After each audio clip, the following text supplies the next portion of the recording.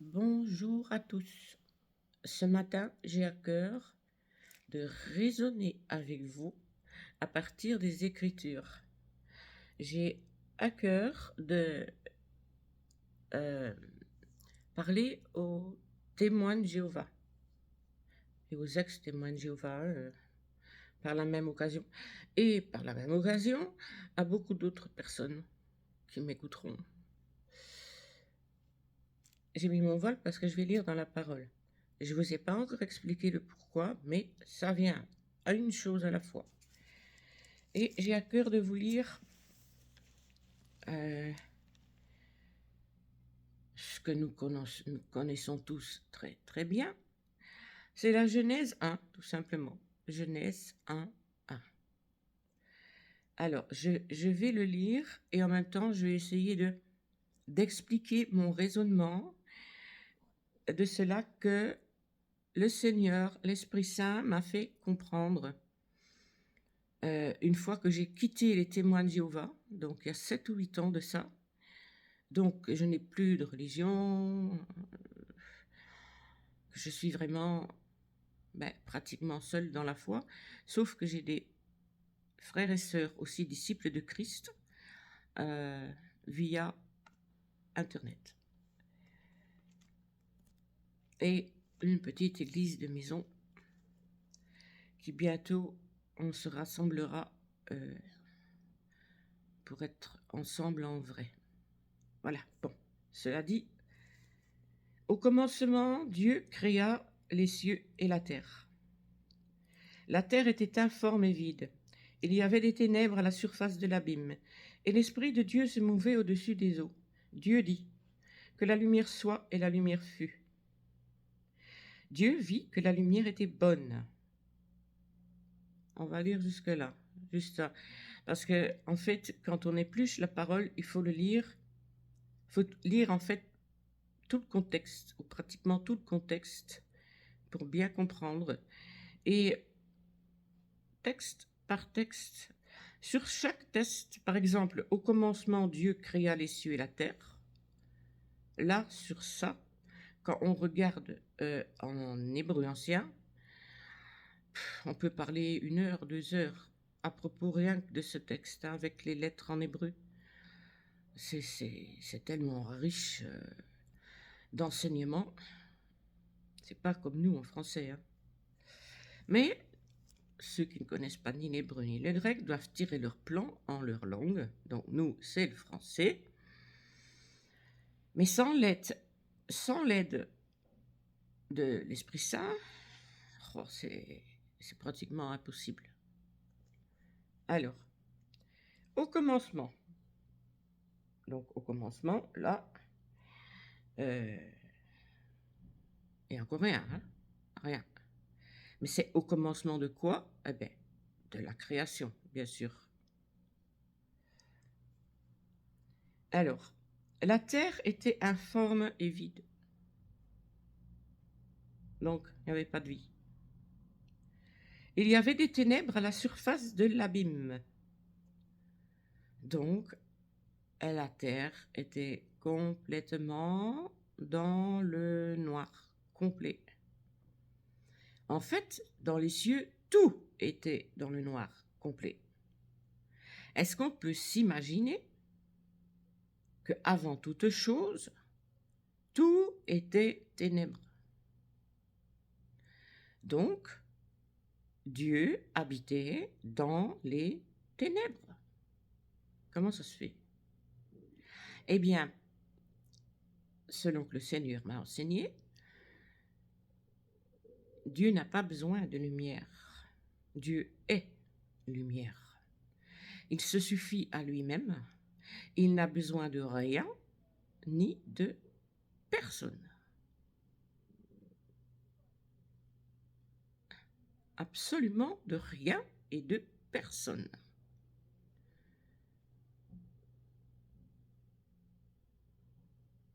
Et l'Esprit de Dieu se mouvait au-dessus des eaux. C'est très intéressant ça. Donc, en plus des ténèbres, il n'y avait que des eaux. Et on sait que quand il y a des eaux, dans les profondeurs de l'eau, hein, une fois qu'on... C'est les ténèbres aussi, quoi. Quand on plonge à un certain niveau, là, c'est vraiment les ténèbres, hein. Donc, non seulement la terre était pas visible, elle était dans l'eau. Tout était dans l'eau, dans les ténèbres. Et qu'est-ce qui se passe? Eh bien, l'Esprit de Dieu se mouvait.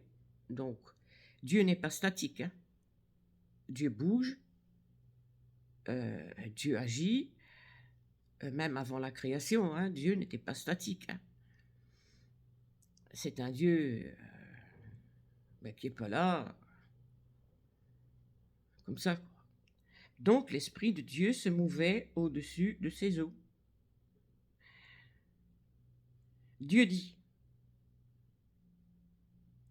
première fois que Dieu parle, toute première fois. Mais oui, il a dû parler une première fois. Dieu n'avait pas besoin de parler. Encore une fois, il est complet, il se suffit à lui-même, il n'a besoin de rien ni de personne. Donc, parler, mais il a parlé pour créer. Donc ici, au tout commencement, qu'est-ce qu'on voit? Il y a quoi? Les ténèbres, des eaux, Dieu et l'Esprit. C'est tout. À un certain moment, Dieu va ouvrir la bouche. Je vais dire bouche parce qu'on comprend mieux. Dieu n'a pas de bouche, mais bon, pour mieux comprendre, la parole parle comme ça. Il parle. La parole est destinée à des humains, quoi. Donc, il faut bien que... Dieu dit que la lumière soit et la lumière fut. Qu'est-ce qui s'est passé là? Eh bien, Dieu a parlé pour la première fois, comme j'ai dit, et il a créé quoi? La lumière. Où? Dans les ténèbres.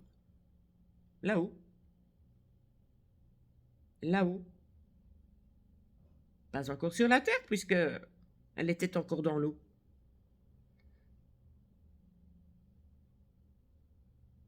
Donc, en parlant, Dieu a créé. Par sa parole, Dieu a créé. Avant la parole, il n'y avait rien. Donc, Dieu a dû parler pour créer. Voilà. Bon.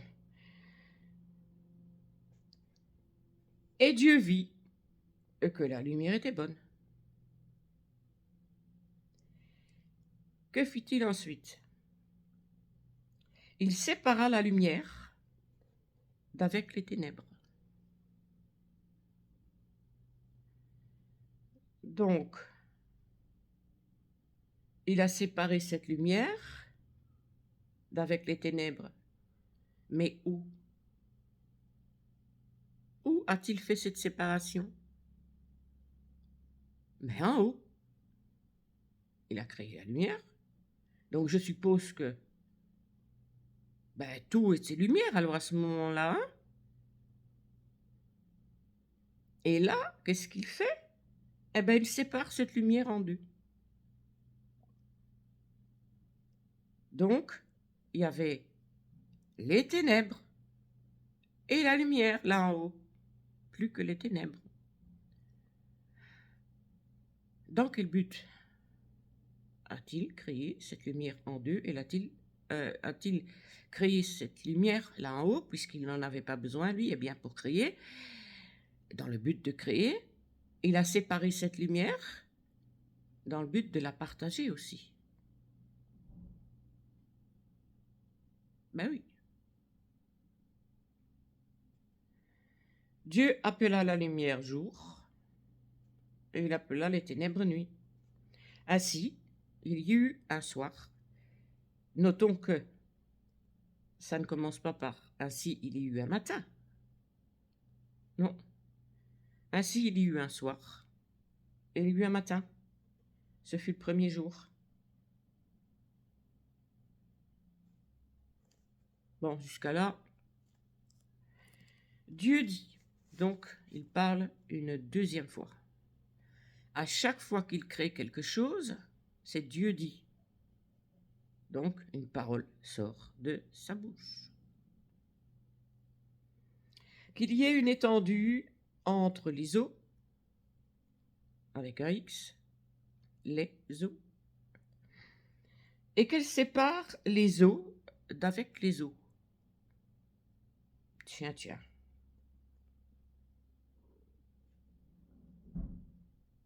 Il sépare les eaux d'avec les eaux. Donc, comme la lumière, il sépare les eaux en deux. Dans quel but? Eh bien, de laisser une certaine partie des eaux en haut et d'en mettre une certaine partie des eaux sur la future terre, pour nous, pour la création, encore une fois. Donc là, il est occupé à séparer les choses, les ténèbres du jour, les eaux des eaux, pour pouvoir donner une partie de la lumière sur la terre, une partie des eaux sur la terre. Jusqu'à-là,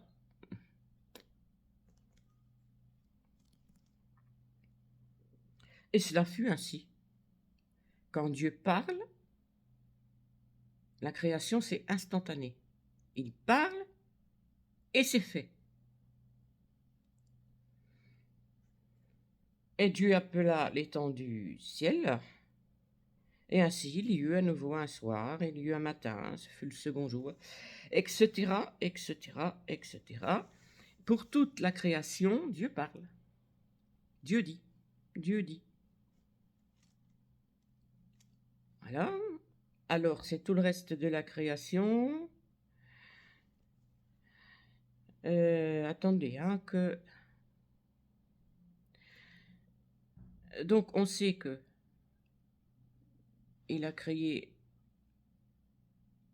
il a fait la lumière, une partie pour nous. Il a séparé les eaux, une partie pour nous. Alors, il a commencé à... qu'il y ait une séparation. Attendez, où est-ce que c'est écrit ça, hein? Oui, ici. Dieu dit que les eaux qui sont au-dessous, donc on voit bien cette séparation, hein. Ici, il parle des eaux qu'il a mis au-dessous. Donc pour nous,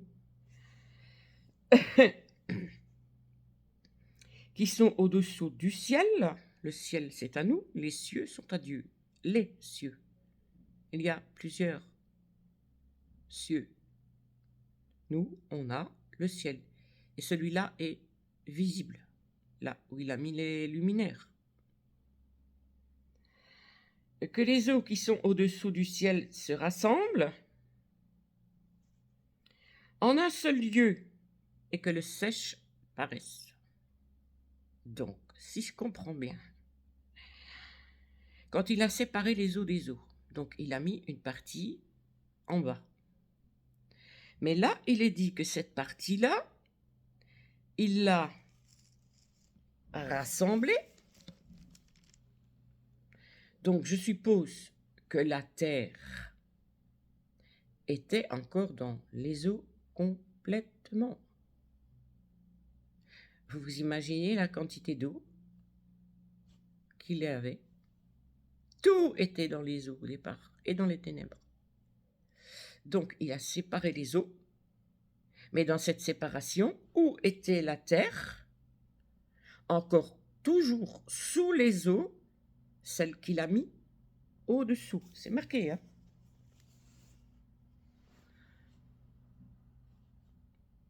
Donc cette terre était encore sous la partie des eaux qu'il a mis en bas. Elle n'était pas encore visible. Parce que là, il dit que les eaux qui sont au-dessous du ciel se rassemblent en un seul lieu. Donc, il a séparé encore une fois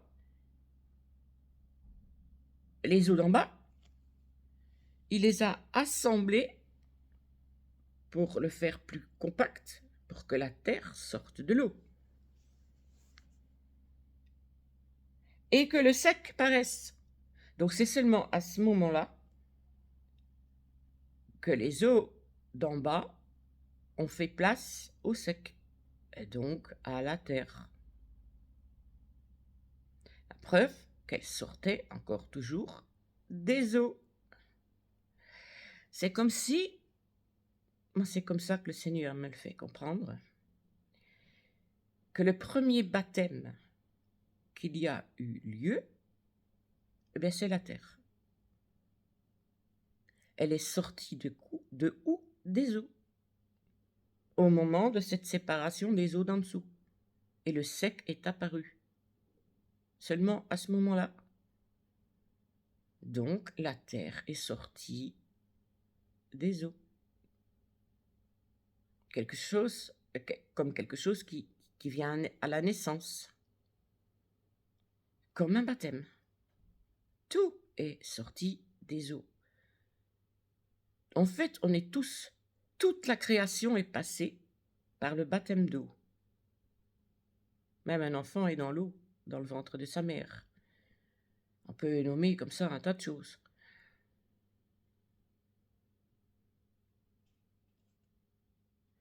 Et Dieu appela donc la terre, le sec, terre, et il appela l'amas des eaux, mer. Et Dieu vit que cela était bon. Puis Dieu dit que les terres produisent, etc., ben jusqu'à l'homme le 6e jour. Le 6e jour, il a encore créé des animaux et l'homme. Les animaux, terrestres, enfin les animaux, les gros mammifères, bon, voilà. Alors, que les eaux produisent en abondance des animaux, voilà, selon leur espèce. Mais l'important ici, que je veux souligner, c'est que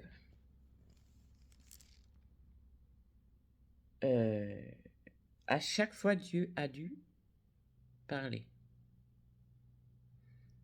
Donc, sa parole est créatrice. Sa parole, c'est elle qui a créé. Sans la parole, sans que Dieu n'a parlé auparavant, il n'y avait pas de création, il n'y avait rien, il y avait juste lui, quoi. Juste lui. Attention. Et l'esprit. Ah oui. Et l'esprit de Dieu se mouva au-dessus des eaux. Donc il y avait Dieu et son esprit. Où est le Fils? Où est-il?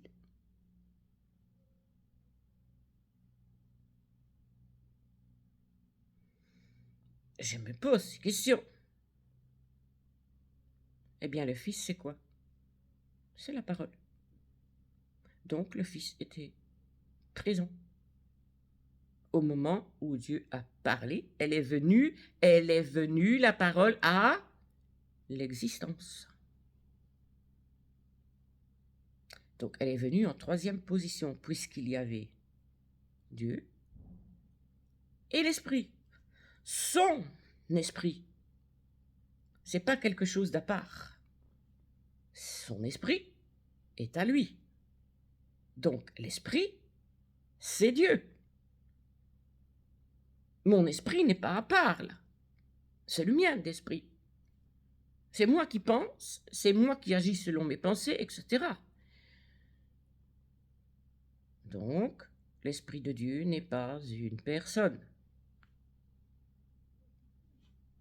C'est lui. Lui-même. Là, on va être d'accord avec les témoins de Jéhovah.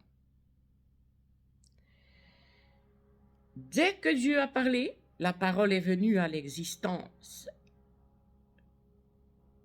Donc, le Fils il a appelé sa parole le Fils. Nous, on comprend bien ça. Il parle dans sa parole pour nous. Ça devait être compréhensible pour nous. De là qu'on dit le Fils de Dieu. Sa parole est le Fils. Il l'a dit lui-même. Je suis la lumière et je suis la parole. Je suis la parole. Donc, c'est pour cela que on peut dire que Jésus-Christ a créé avec le Père, bien sûr, puisque c'est sa parole qui crée. Mais alors, celui qui se fait appeler la parole de Dieu, celle qui a créé toutes choses,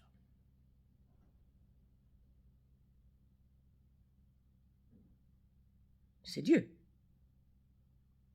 La parole de Dieu, c'est Dieu. Ce n'est pas une création. Dieu n'a pas créé sa parole. C'est sa parole. Donc, la parole, Jésus-Christ, le Fils, est Dieu, tout comme l'Esprit. Jésus-Christ est Dieu. Mais c'est logique quand même. Pourquoi les témoins de Jéhovah disent non? Jésus-Christ n'est pas Dieu. La parole appartenait à qui alors là? C'est clair. À Dieu. C'est Dieu. Ma parole, c'est pas une création non, c'est ma parole. Ça sort de mes tripes. De là, la parole a été engendrée. Voilà. Et la parole a créé. Il n'y en a qu'elle qui a créé en fait, c'est la parole de Dieu.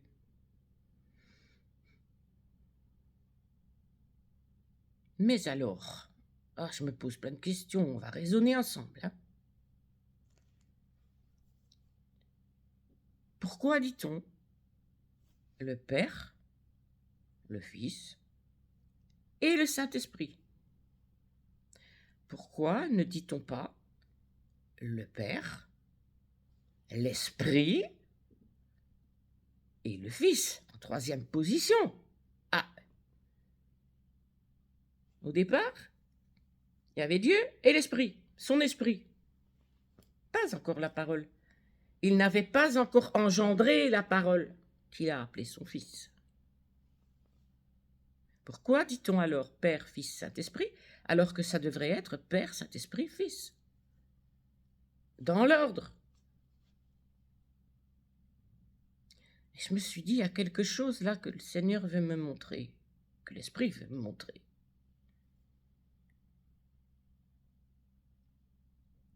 L'Esprit est-il créateur? Là, je vais vous chambouler. Est-il écrit dans ce qu'on vient de lire là, ce court passage? L'Esprit a-t-il créé?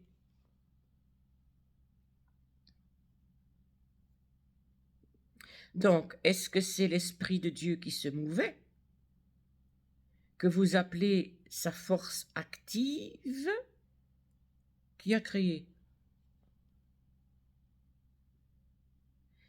Qu'est-ce qu'il est écrit? C'est la parole qui a créé, pas l'Esprit.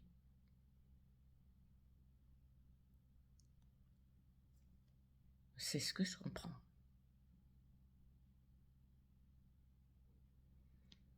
Alors, l'Esprit n'est pas créateur, mais la parole l'est.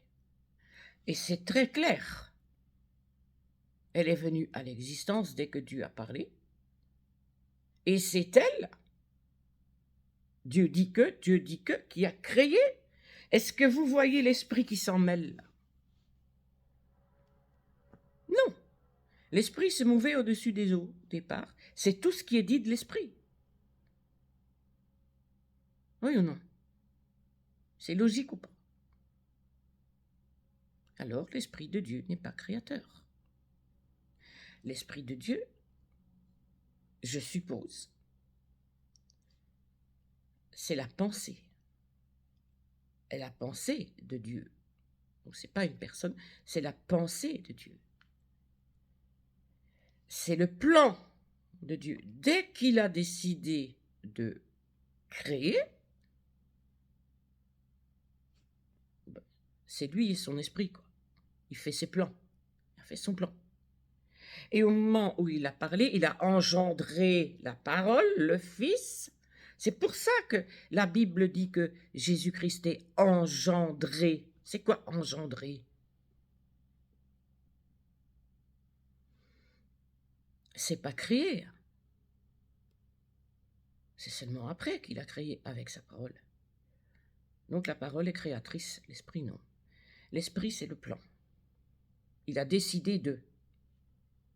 Et à part ça, c'est Dieu et la parole. Dieu, le Père et le Fils. Qui sont un. Ça sort de lui. Faut vraiment. C'est répétitif ce que je dis, je sais. Mais avec eux, c'est nécessaire parce que ils sont tellement endoctrinés. Ils lisent quelque chose, mais ça ne descend pas, quoi. C'est vraiment bloqué dans leur endoctrinement, selon que ces hommes à la tête là, leur racontent. Donc Jésus-Christ est Dieu, tout comme son esprit. Il n'y a pas de doute.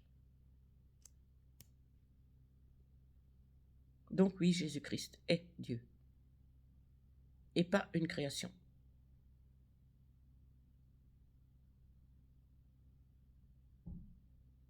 Donc ce n'est pas un ange, que les autres, comme les autres, qui eux ont été créés par la parole de Dieu. Si la parole crée, il n'y a pas eu de création sans la parole. Il ne savait pas être un ange créé, quoi. Puisque l'esprit ne crée pas dans ce qu'on lit, c'est la parole qui crée. Je ne sais pas si vous allez voir là, ce que je veux dire, mais j'essaie d'expliquer au mieux que je peux, quoi. Je ne suis pas...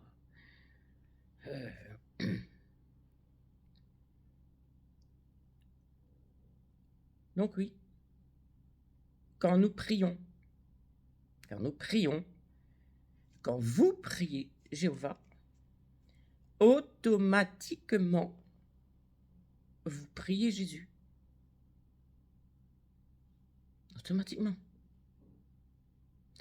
Et je peux vous prouver, encore une fois avec la parole, que la parole, donc Jésus-Christ, a le même nom que Dieu, puisqu'il est Dieu. Le tétragramme,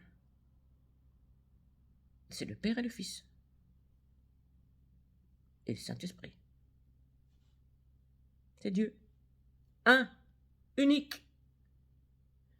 Vous disiez que, d'abord on va y aller, hein, dans Jean 1, 1. C'est bien ça, hein, Genèse 1, 1, Jean 1, 1. Jean il reprend en fait les textes de Genèse. Voilà. Jean l'affirme encore une fois. Donc c'est écrit dans l'Ancien Testament. Jean le répète dans le Nouveau.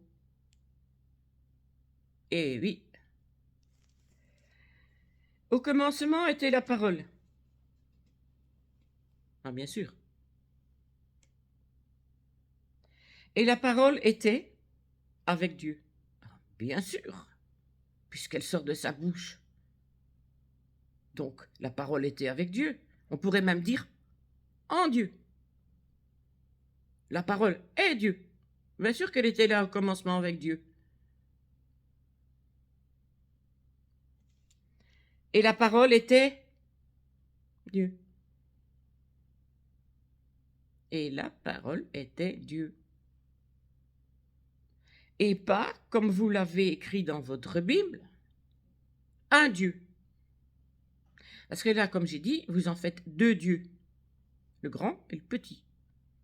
Des majuscules, des minuscules. Non seulement vous en faites deux dieux, mais vous trafiquez la parole.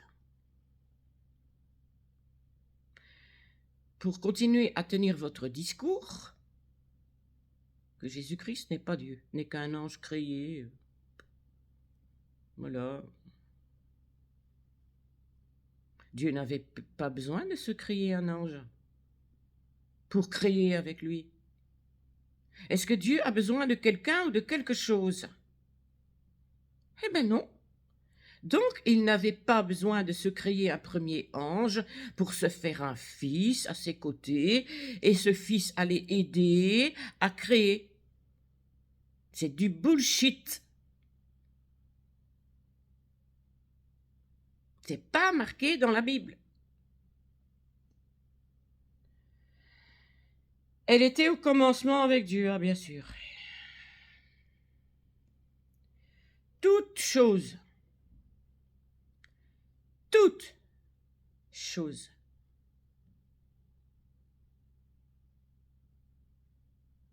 ont été faites par elle, sans, tant que Dieu n'avait pas parlé, donné naissance, engendré la parole, qui est son Fils, qui est Dieu. Il n'y avait rien. Et par elle, dès qu'il a prononcé et que la lumière soit et la lumière fut, la parole est venue à l'existence, tout a été créé par elle. Et on le voit bien, et Dieu dit, et Dieu dit, et Dieu dit, l'esprit n'intervient pas. C'est la parole qui crée.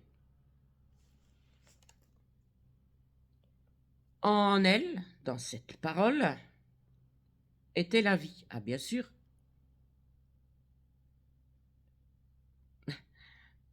Dieu a dû parler pour créer. Donc, sans la parole, sans le Fils, qui est Dieu, mais rien n'est venu à l'existence. Rien. Et la vie était la lumière des hommes. Oui, par après, il a dit « Je suis la lumière des hommes » quand il est venu sur terre. La lumière qui apporte la vérité, la connaissance du Père. Il a tout expliqué, ça, hein, Jésus. Il est venu faire connaître le Père. Comment faire connaître le Père? Par la parole, qui est lui-même la parole, qui s'est faite chair. Donc, la parole de Dieu s'est faite chair, a habité parmi nous, pour venir faire quoi? Donner témoignage des choses célestes du Père et de lui-même en même temps. Ah, bien sûr.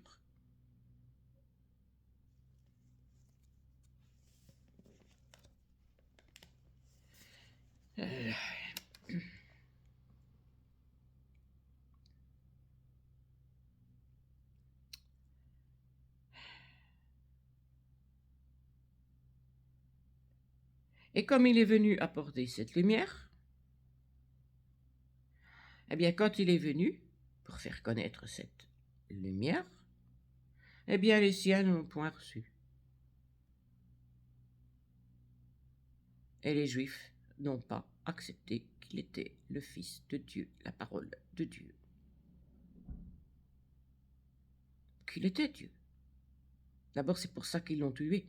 Dès qu'il a dit, là, avant d'être arrêté, avant qu'Abraham fût, « Je suis », et pas « j'étais »,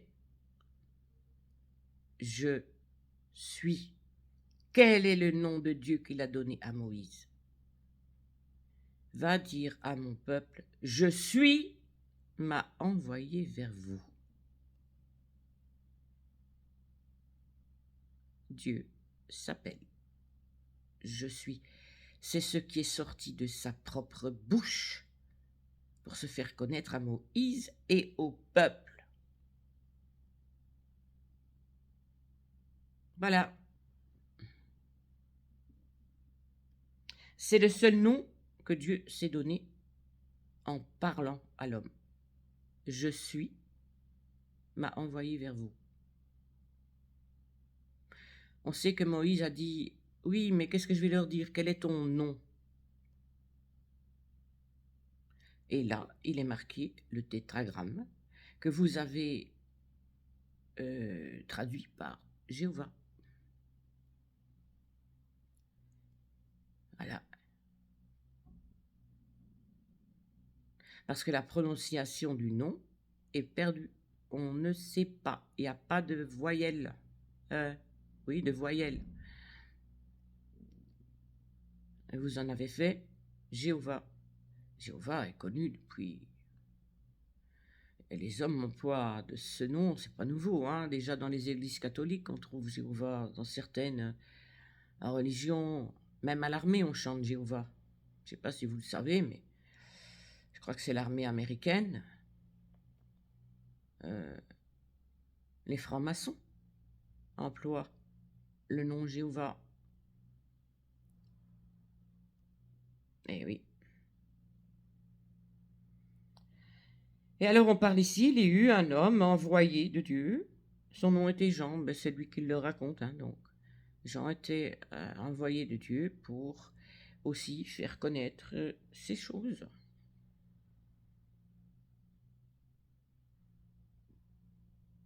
Il vint pourquoi? Pour servir de témoin de ce qui est écrit dans Genèse. Il était un témoin, Jean. Quand nous parlons de Dieu, ben nous sommes des témoins. Hein. Ça oui, nous sommes des témoins. Nous témoignons de son existence, nous témoignons de tout, quoi. Mais comme Jésus est venu le faire, nous sommes des petites lumières du monde, et nous sommes des petites paroles à la lumière de Christ. Et c'est ce qu'il nous a dit de faire. Hein.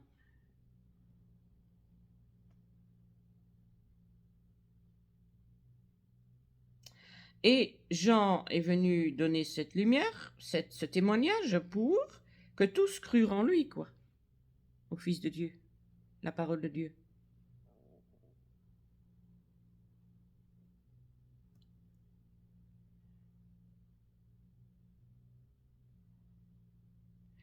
Il n'était pas la lumière que Dieu a créée au départ, qu'il a séparée en deux pour en donner sur la terre avec les luminaires. La parole n'était pas la lumière, qui elle a été créée par la parole, par lui-même. Donc, elle ne pouvait pas être cette lumière, parce que la lumière, elle, c'est la première création, quoi. La toute première, que la lumière soit et la lumière fut. C'est la parole qui a prononcé ça de Dieu. Donc le Fils, en même temps, c'est le même. Donc Jésus n'était pas cette lumière-là. Non, il était la parole. Mais Jean parut pour donner témoignage à la lumière. Voilà. Afin que tous crurent dans la parole, dans le Fils. Jean, attendez, hein.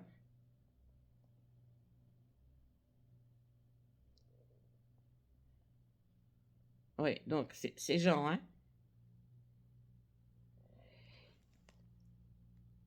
La véritable lumière qui, en venant dans le monde, qui était la parole, éclaire tous les hommes. Dans quel sens? Dans quel sens? Ben, Jésus-Christ était le plus grand témoin. Quoi? La parole de Dieu. Quand elle parle, elle vient nous instruire. Elle vient éclaircir notre chemin sur ces choses. C'est pour ça que Jésus-Christ a dit « Je suis la lumière du monde ». Il en a rendu témoignage. Donc, il n'y a pas de Trinité pour moi. Il y a un seul Dieu. L'Esprit, le Père, l'Esprit et la parole. Donc l'Esprit est Dieu et la parole est Dieu. Donc quand vous vous adressez à Jéhovah, c'est pas...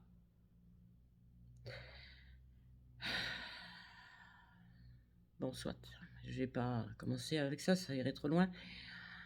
Vous vous adressez au Père et au Fils, qui sont la même personne. On dit personne, bien sûr. Mais Dieu n'est pas une personne. L'Esprit non plus, et le Fils non plus. Mais le Fils est Dieu. Donc quand vous priez Jéhovah, automatiquement, vous priez le Seigneur. Quoi. Vous priez le Fils. C'est automatique. Mais vous en faites deux personnages bien à part. Vous faites de Jésus-Christ une création, alors qu'il ne l'est pas, puisque c'est lui qui a créé. Oui ou non? Qui a créé? La parole. Si c'est elle qui a créé, elle ne peut pas être une créature de Dieu. Elle est Dieu. Voilà. Alors n'écrivez pas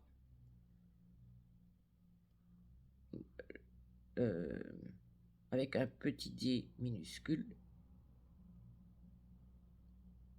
le Seigneur Jésus-Christ, qui serait un Dieu. Donc Dieu, Jéhovah, se crée un Dieu à côté de lui, quoi, comme s'il avait besoin de quelque chose à côté de lui. Ça n'a aucun sens. Réfléchissez, mes frères et sœurs.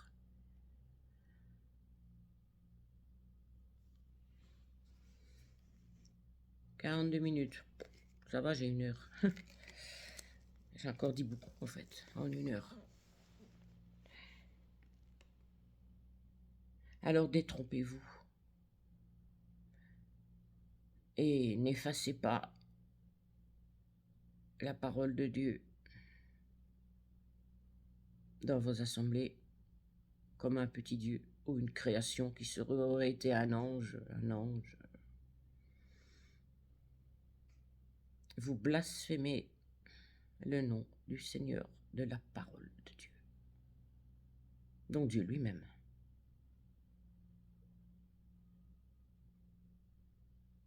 C'est très grave, non? Mais attention, petit rappel, tout péché leur sera pardonné. Tout péché leur sera pardonné. Tout blasphème, pardon, contre Dieu lui-même, contre la parole de Dieu, le Fils, parce que là, quelque part, vous le reniez. Ça leur sera pardonné. Mais n'attristez pas le Saint-Esprit. Ne blasphémez pas contre le Saint-Esprit, car c'est un péché non pardonnable. Vous voyez le rôle du Saint-Esprit, là, de Dieu? Des pensées de Dieu qui ne sont pas les nôtres, c'est bien écrit. Vos pensées ne sont pas mes pensées.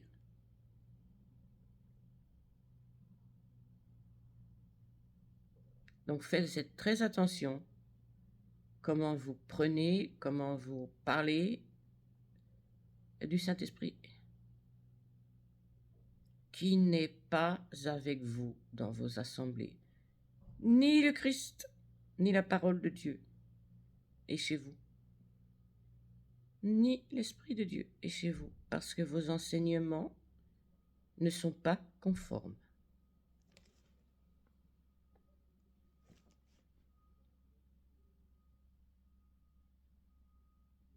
Attention de ne pas blasphémer contre le Saint-Esprit de cette façon-là, à la longue.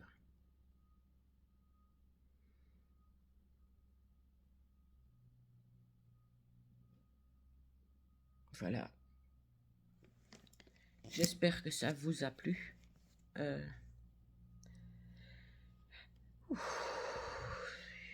doit sortir là. Vous savez que la respiration est très importante. Vous savez qu'un soupir, c'est écrit un soupir profond, est une prière. Je viens de faire un soupir, hein, je ne fais pas exprès. En quelque sorte, je viens de faire une prière en soupir que Dieu, lui, a compris. Dieu comprend les soupirs qui sont des prières. Les larmes, parfois. Dieu comprend les larmes, ce sont des prières.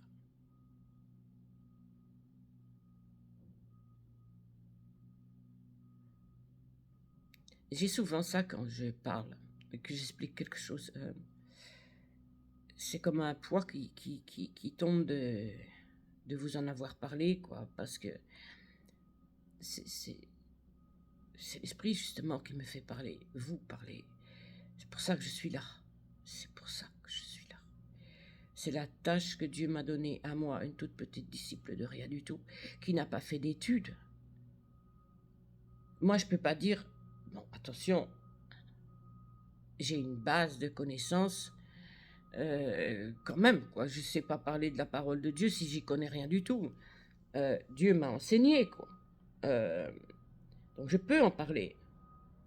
Mais je ne dis pas, j'ai la vérité absolue, quoi. Même pas dans ce que je viens de dire, je ne vais pas vous dire, c'est ça la vérité.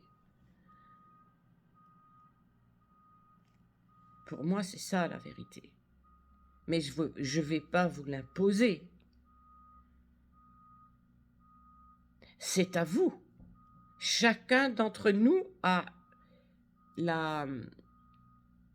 reçu la responsabilité pour lui-même, pour ses proches, sa famille, d'examiner les Écritures.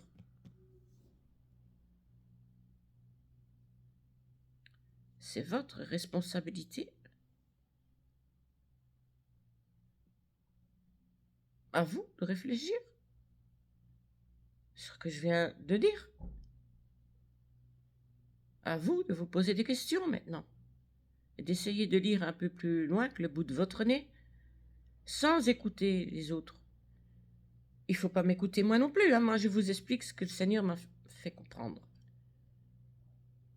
Et une fois que je suis sortie de chez eux, c'est seulement là que ça a commencé, que l'Esprit Saint m'a commencé à me guider, à m'enseigner. Tant que j'étais aveuglée et assourdie de la parole des hommes et de leurs interprétations, l'Esprit n'était pas là pour m'enseigner. Je fermais la porte quelque part à ça, sans le savoir. Donc, j'attristais le Saint-Esprit, mais sans le savoir. Dans l'ignorance, en fait.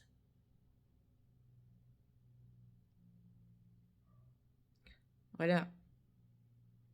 Tout s'est éclairci quand je les ai quittés. Et quand je me suis dit, plus les religions pour moi, plus les hommes qui enseignent. J'ai mis toute ma confiance en Dieu, dans sa parole, et dans l'Esprit Saint que Jésus-Christ nous a laissé avant de repartir chez le Père.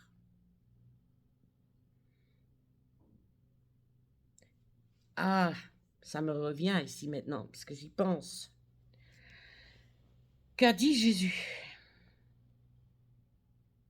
Quand je serai retourné vers mon Père, je vous enverrai quoi? Le Saint-Esprit. Écoutez bien maintenant, écoutez très bien. Avez-vous vu jusqu'à là, dans l'Ancien Testament, l'action de l'Esprit? Est-il parlé de l'esprit? Pas encore. C'est pour ça que Jésus a dit, il vous est plus avantageux que je retourne au Père. Parce que c'est seulement à ce moment-là que l'Esprit de Dieu a pris son rôle, après le Fils, après la parole. C'est pour ça qu'on dit Dieu le Père, le Fils et le Saint-Esprit, et pas Dieu le Père, le Saint-Esprit et le Fils. Dans la logique là, dans laquelle ça s'est passé, on met le Fils, la parole, en deuxième place. Pourquoi? Parce que l'Esprit n'a pas encore eu de rôle jusqu'à là. Lisez. Il vous est plus avantageux que je m'en vais vers le Père. Et là, je pourrais vous envoyer le Saint-Esprit. Et c'est là, dans le Nouveau Testament, à partir de la chambre haute, que l'Esprit est descendu sur eux, après la résurrection. Là, Jésus-Christ a pu envoyer l'Esprit. Et là, l'Esprit de Dieu a pris son rôle. Et ce rôle-là, c'est encore toujours aujourd'hui, jusqu'à quand le Seigneur revient. N'attristez pas le Saint-Esprit. Ne blasphémez pas le Saint-Esprit. C'est impardonnable. Ne dites pas que l'Esprit de Dieu ne vous enseigne pas, n'est pas présent ou n'a pas d'importance. C'est que la force créatrice de Dieu qui a tout créé. Non, elle n'a rien créé. Et l'Esprit de Dieu n'a pas eu de rôle avant la résurrection du Christ, qui a pu à ce moment-là dire au Saint-Esprit, façon de parler, dire au Saint-Esprit, voilà, tout est accompli, maintenant c'est ton boulot. Puis là encore aujourd'hui. Et vous ne l'acceptez pas. L'Esprit n'est pas Dieu, l'Esprit, bah, il est là-haut, quoi. Non. Vous êtes le temple du Saint-Esprit. N'attristez pas le Saint-Esprit.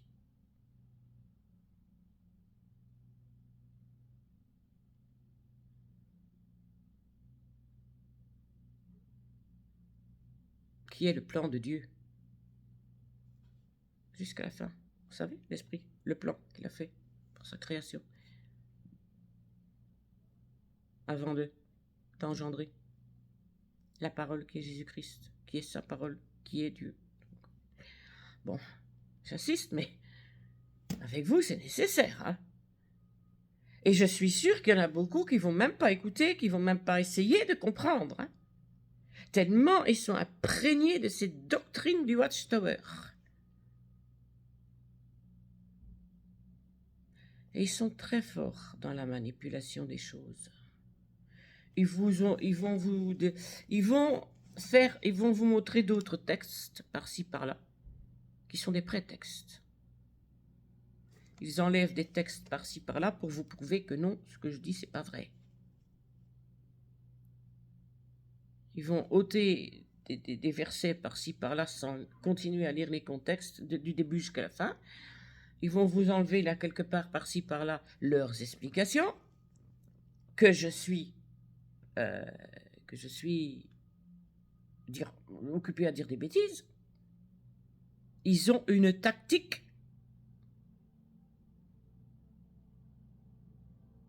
de celui qui s'appelle le père du mensonge. Faites très attention.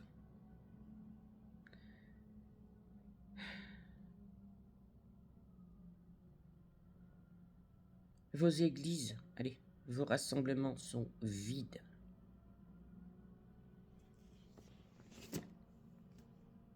Vides.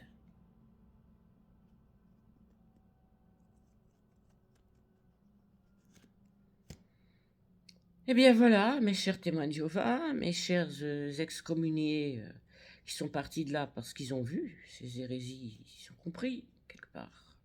Je suis une apostate pour vous, faites attention à ce que je dis. Hein. Mais d'où je sors ce que je dis? Des réseaux sociaux? Est-ce que je me laisse influencer par encore d'autres hommes ou d'autres religions ou les réseaux sociaux? Ce que je viens de vous lire est là. Et je peux encore vous expliquer que vous, les excommuniés, et moi, nous ne sommes pas excommuniés. On peut tous aller voir le collège central ensemble. Tous les excommuniés, que ce soit péché grave, non-repentance, ou quelqu'un qui quitte l'organisation. Ah oui, mais tu sais ce qui va t'arriver, on va te balancer, quoi. Tu n'es plus rien, quoi. On peut se regrouper ensemble et aller parler au collège central. Mais naturellement, on ne nous accueillera pas. Bien sûr. Eh oui. C'est même très... J'ai déjà voulu faire de vidéos sur ça, mais j'ai pas d'écoute. Alors moi, je vais pas jeter mes perles au cochon, quoi. Je vais pas jeter mes perles dans le vent, quoi. Vous comprenez?